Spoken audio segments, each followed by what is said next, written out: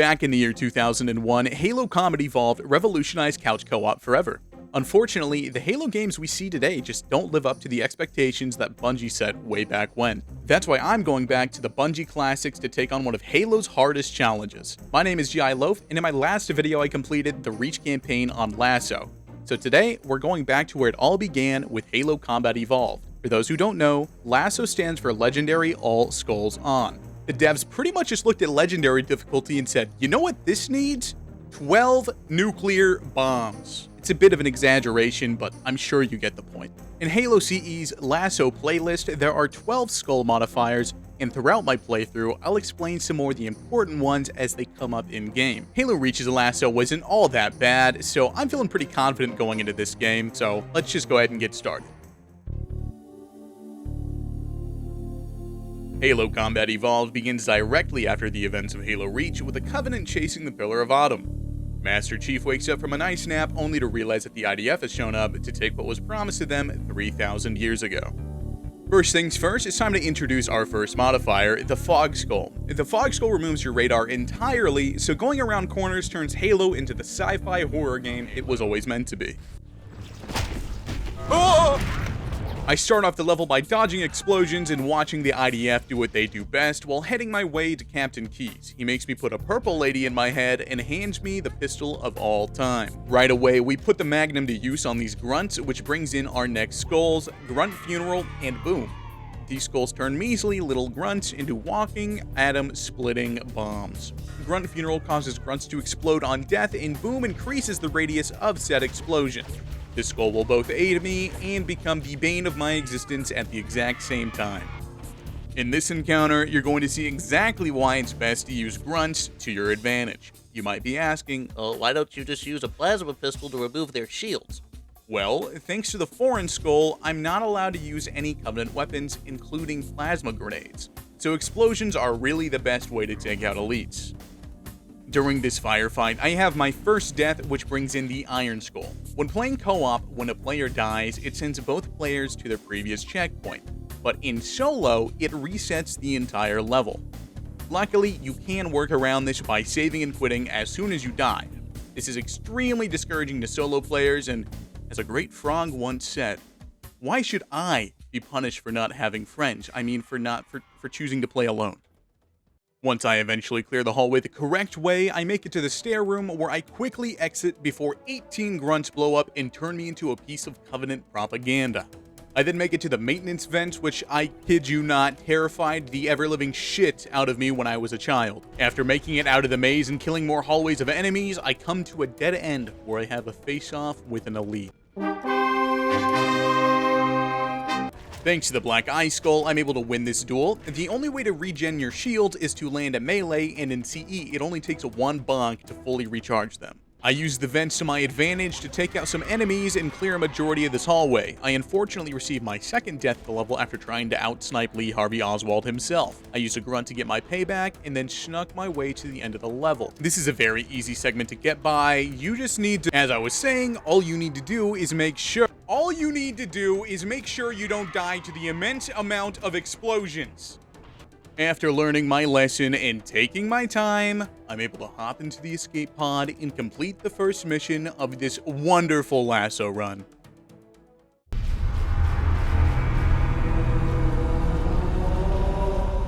After crash landing onto the Halo ring, I immediately head to the river to perform my first nade jump of this playthrough. I did this first try, obviously. Finally! Doing this jump despawns the Banshees and the squad of Covenant that would normally be here if you were to just walk across the bridge. Once I make it to the Forerunner structure, I sit up on this rock, and then I sit on another rock. After enough time has passed, I can despawn all the enemies and snag a Warthog so I can head through this very cool naturally formed cave. This cave is not a natural formation. Wait, are we f***ing serious? Inside the cave, I activate a bridge and head to rescue a group of Marines. Now, I get to use a glitch that I'll be manipulating for the rest of my playthrough, the infinite ammo glitch. This glitch is extremely necessary due to a couple of skulls, the Recession Skull and the Famine Skull. The Famine Skull makes AI drop weapons of half the ammo they normally would, and the Recession Skull makes it so that every bullet spent counts as 2 instead of 1. After sniping all potential threats, I head under the structure to save the Marines. Now onto the next Marine crew. I kill one of the Marines and pick up the other two in my Warthog, so once I leave the area, the game sees that there are no Marines and auto-completes the objective. At my last objective, I pick up two different Marines, allowing the sniper to do all the heavy lifting and kill all the enemies for me. Once everything is dead, I can hop into this Pelican and head to Truth and Reconciliation. If you thought the last two missions seemed a bit too easy for LASO, you would be correct. Unfortunately, all of that stops now. Truth and Reconciliation is by far the hardest challenge I have ever faced in any video game. I had over 9 hours of footage by the time I completed this mission, so I'll try my best to condense all of my experience the best I can. The beginning of the mission is fairly easy. I just snipe some groups of enemies and hope the big Yahoo doesn't send a missile my way. Bullshit! After clearing the first two sections, I pick up some invisibility and head towards the grabbed lift, which starts the third or technically fourth encounter. Grabbing the invis allowed me to skip the third, so I don't really have to worry about that. I clear out the initial group of enemies at the grav lift and then head towards the entrance of the area. For whatever reason, the Covenant won't go past this rock, so this is a safe haven.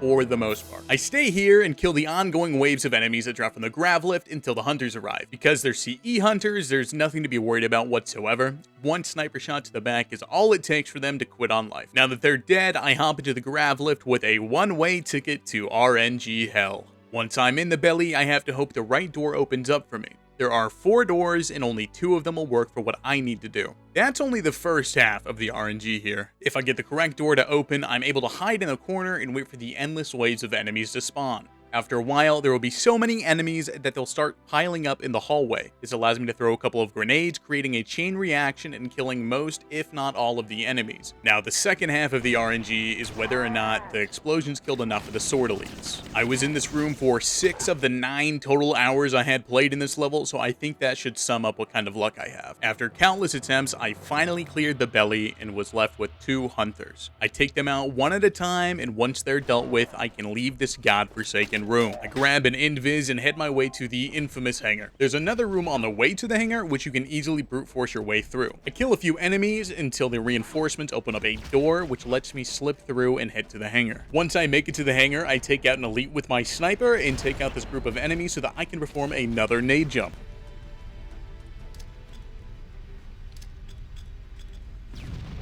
Holy shit, I just did the nade jump first try! Oh, I'm so goated! Oh my god, I'm so good at this game. Oh my god. I did in fact get the nade jump down on my first attempt, but this will mean absolutely nothing here soon. This grenade jump is a huge time saver and makes the rest of the mission a little bit easier. Now all that's left to do is clear one other room and then go free Captain Keys. Easy peasy, right? Well, once you free Keys, your next objective is to escort him to a ship. Let's just say escorting Keys is like trying to protect a drunk toddler in a war zone. Unfortunately for me, he dies and the save and quit glitch does not work. The enemy has captured No way! Yes, fuck way. Hey, that's okay though, because we run it back. We make it back to the second to last room and get jumped by a jackal and die. I'm sure no one knows what's about to happen. Right? No! No, no, no, no, no, no, no, no, no! Are you fucking kidding me? No! No! I was at my wit's end at this point, but no matter what, we persevere. We get through the tedious intro, we clear the waves at the grav lift, we get to the hunters, and we mission reset. Bro, I'm so done with this game. I'm so done with this game right now. At this point, I got off the game. I about quit this challenge altogether. But then a sudden wave of motivation hit me. I wasn't quitting. I had to get this done. So I got out of bed, turned on my PC, sat down, opened Master Chief Collection, and went back to bed. The next day I got home from work and I was determined to finish this level for good. I didn't care how many resets I had, how many times I died. Because that LASO achievement, that was mine.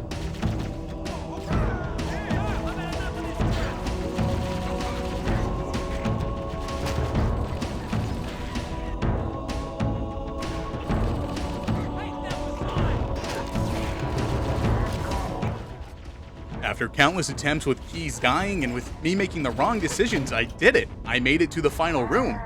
All I had to do was clear out these elites and it was all over. If all the Marines die, you're able to end the mission a little bit earlier. Not sure how that happened. This was it. It was all over. But I still have a long way to go to get this LASO achievement. Now it's time for Silent Cartographer. The sun is shining, the waves are crashing, and the grunts, they're exploding. The Silent Cartographer was the breath of fresh air that I never knew I needed. I start this mission by skipping along the beach, and I never knew this, but you don't have to go forward when you get off the Pelican. You can just go straight to the hunters. So I did, and made quick work of them. With the hunters dead, I cleared a couple areas full of enemies, grab an overshield, and head into the Forerunner structure.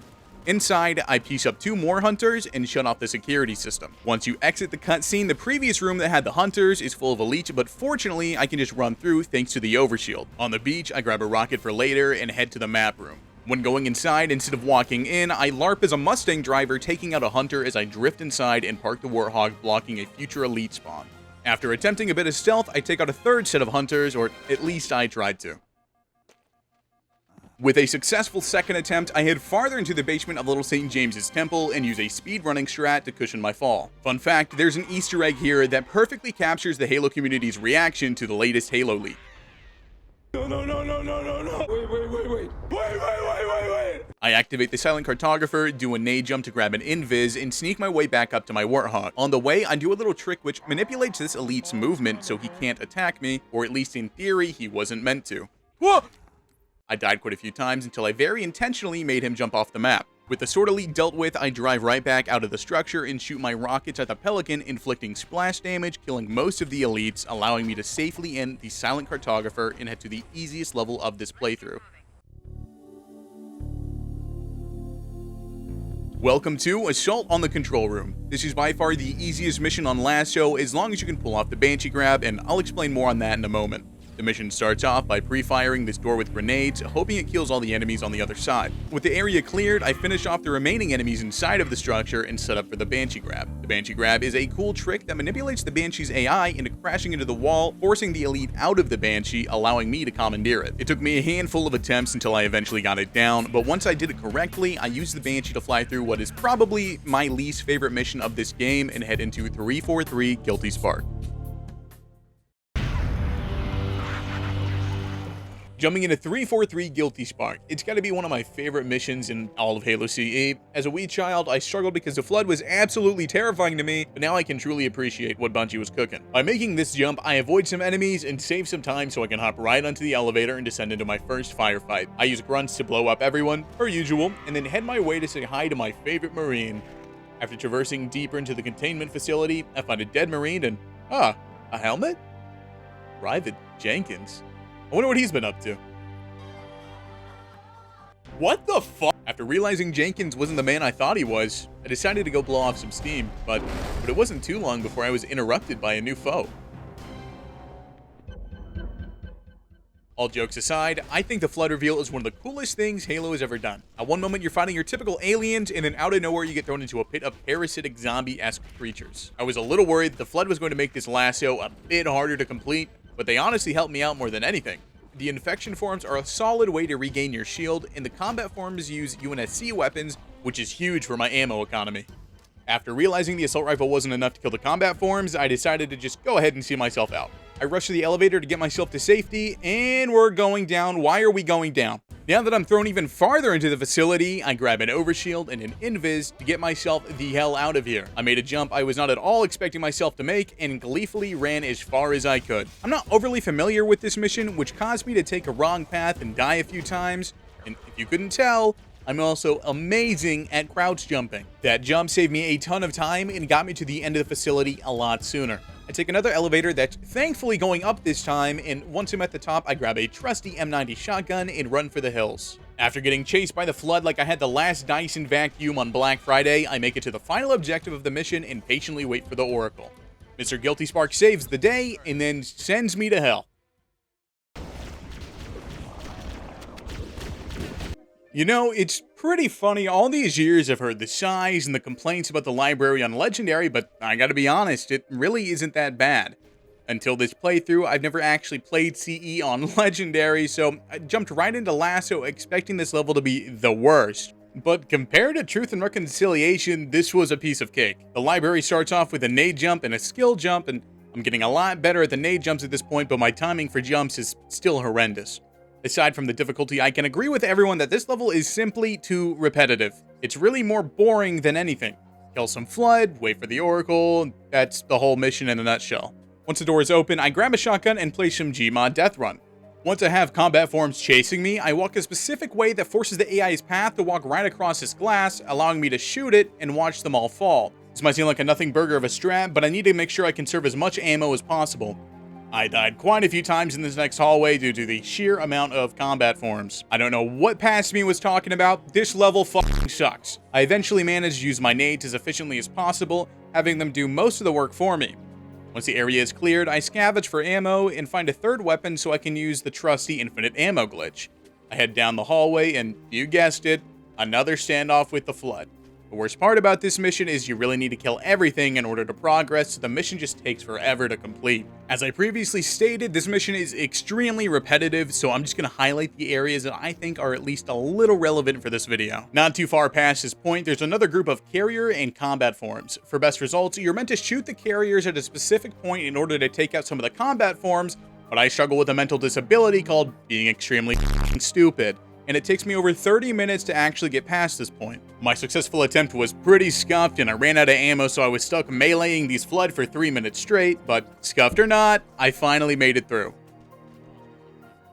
I do even more running through the library until the Oracle spawns in some sentinels to help me out, allowing me to head to the second floor of the library. On the second floor, I get to wait yet again for Misty Guilty Spark to open a door, and when it opens up, instead of going on the very obvious path to the right, I jump around the outside of the path so I don't die because I am not taking any risks. On the other end, I make it to another door that needs to be opened by that fuck-ass Guilty Spark. The second floor is just more mind-numbing running and shotgunning the Flood, but fortunately, the third floor actually has some stuff for me to talk about. Well, I mean, not really, but at least there's some strats involved up here. On the third floor, while waiting for yet another door to open, instead of fighting the Flood right away, I hide behind a wall and wait for the Flood and Sentinels to start fighting. This allows me to blow most of them up and clear the area with ease. And that's pretty much the whole third floor. Now, I don't think anybody's ready to see the fourth floor. I don't know, it might be too exciting for you. After finding more and more waves of Flood, you might want to sit down for this. I do a nade jump. Yep, I know. Exciting, and you can stop clapping now, thank you. Now it's time to sit behind another wall for 3 minutes while waiting for a door to open. I eventually make it to the last room of the mission, and all I gotta do is clear these enemies up front. With them taken care of, I'm home free, just gotta grab the index and head out. Except it's not that easy. I didn't realize there were going to be even more Flood once I walked out of the door, and I died. All good, just gotta save and quit and respawn at the next checkpoint. Motherfucker! Yep. It is Truth and Reconciliation all over again. I spent another 2 hours and got to the end of the mission again, except this time I went all the way around the elevator and took the bridge behind the Flood. This was a way safer route, and I don't know why I didn't even think about it previously. Now it's all over, let's head to 2 Betrayals.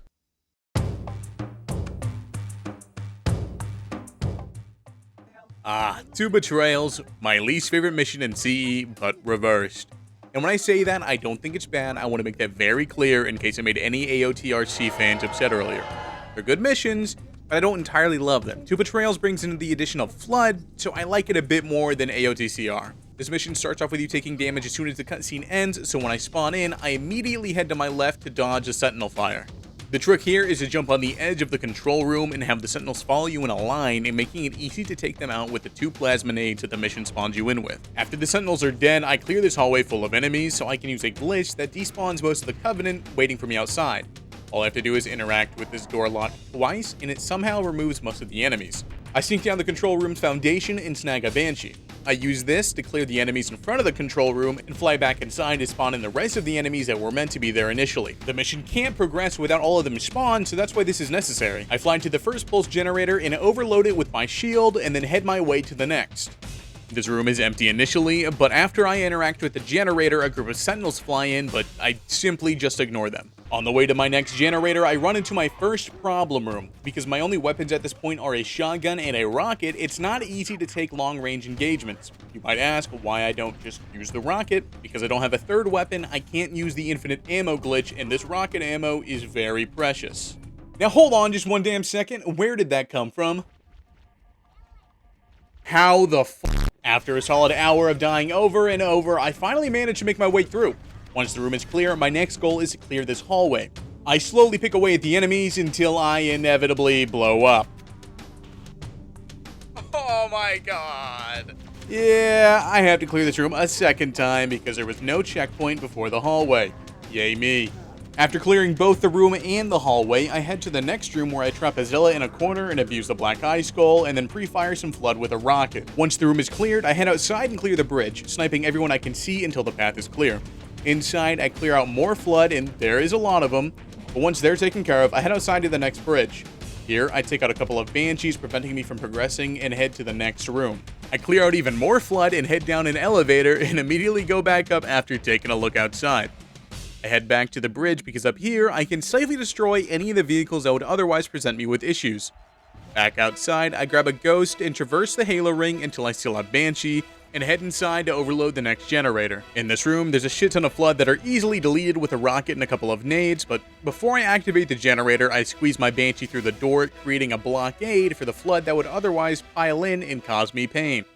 With my blockade prepared, I deactivate the generator and take out a few combat forms, and then blow up the rest stuck behind my Banshee.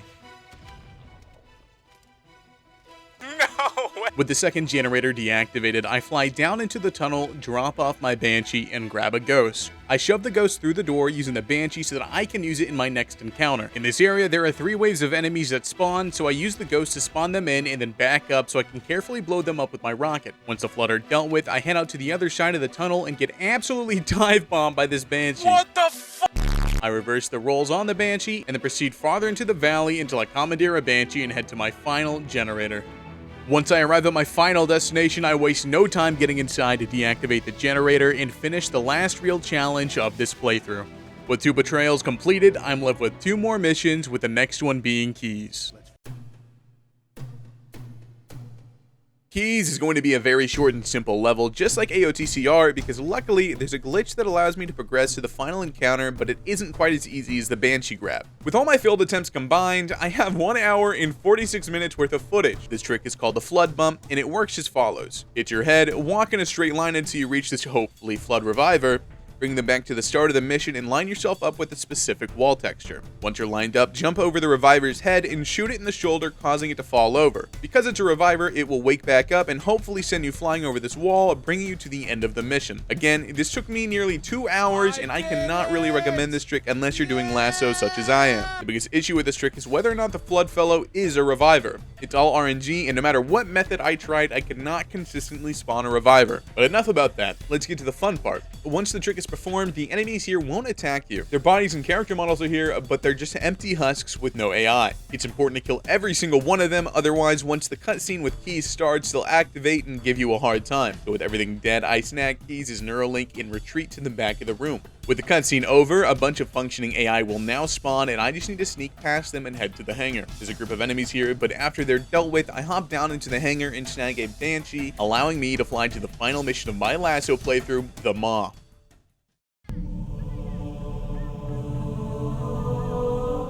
We've come full circle and arrived back at the Pillar of Autumn. Honestly, this mission wasn't that bad. The hardest part is the Warthog run, for me personally, and that's simply because I f***ing suck at driving. I start off the mission by waiting for a fight between the Flood and some Sentinels to finish so I can drop down and attract more Flood to the Sentinels. I hide for a bit longer and then finish off any remaining survivors. I use grenades to clear a hallway full of Flood, but get a little too curious. I successfully clear it without dying on my second attempt and head to the mess hall to take out a couple of hunters. With the hunters dealt with, I head inside the bridge of the ship, taking out an elite and a few fuel rod wielding grunts. Cortana and Chief start the detonation sequence for the ship, but the Oracle says, actually, f*** you. So now I have to head deeper into the ship to blow up the engines. The cutscene ends and I'm immediately presented with Sentinels, which I just ignore and go about my day. On the way to the engineering room, there's just more typical shotgunning the Flood through the hallways until I eventually arrive at the cryo bay. I do a little jump. This just saves me the pain of walking through that firefight and presents less risk than normal. The next hallway tends to be a nightmare, so the best decision you can make is to brute force your way through and touch the wall so the Flood stops spawning. At this point, it's just a long run until you make it to the engineering room. I grab this overshield, allowing me to waste no time and run through all the enemies on the way. I make a quick stop in the armory to grab a rocket launcher and get started on blowing shit up. In the engineering room, there are 4 fusion reactors, and while I'm attempting to destroy them, there's plenty of Flood and Sentinels making my life harder than it needs to be. Fortunately, I can despawn the Sentinels by walking next to the spawn. For whatever reason, when you do this, they automatically blow up when they spawn in. I used this trick a few times while blowing up the reactors, saving me from what would have been a much harder encounter. Once all the reactors are gone, I fight a few waves of Flood and make it to the elevator where I take out a Spec Ops team of Covenant and ride up to the Warthog run. Once I'm off the elevator, I trigger an explosion so I don't take any damage because my health needs to be completely full for this Warthog run. Like I said previously, driving a Halo is not my strong suit, so this took quite a few attempts. On what could have been the run to finish my LASO campaign, my brain forgot my mouse controls the direction of the Warthog, and I tried to look at Foehammer. Not exactly my brightest moment of all time, but that's alright, because after a few more attempts, I say hi to Foehammer, smack that thirsty-ass grunt, and book it to the longsword. I reach the ship with 15 seconds on the clock, and the mission is completed. This LASO was way harder than expected. I spent 16 hours on my Reach campaign, and this one took 28. So I think it goes without saying that Halo 2 LASO is probably going to take me a while. I appreciate anyone who stayed and watched my whole video, and if you haven't already, leaving a like and subscribing would tremendously help me out. I had a ton of fun making this video and playing CE on LASO, and I cannot wait to start Halo 2. Again, thank you so much for watching, and I'll catch you in the next one. Peace.